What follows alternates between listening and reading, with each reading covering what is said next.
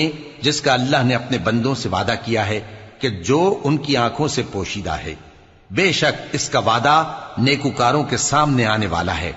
وہ اس میں سلام کے سوا کوئی بیہودہ کلام نہ سنیں گے اور ان کو صبح و شام کھانا ملے گا۔ یہی وہ جنت ہے جس کا ہم اپنے بندوں میں سے ایسے شخص کو مالک بنائیں گے جو پرہیزگار ہوگا۔ اور فرشتوں نے پیغمبر کو جواب دیا کہ ہم تمہارے پروردگار کے حکم کے سوا اتر نہیں سکتے۔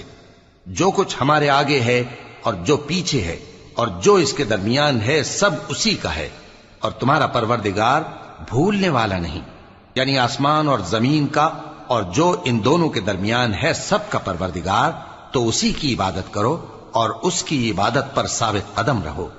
بھلا تم کوئی اس کا ہم نام جانتے ہو؟ اور کافر انسان کہتا ہے کہ جب میں مر جاؤں گا تو کیا زندہ کر کے نکالا جاؤں گا؟ کیا ایسا انسان یاد نہیں کرتا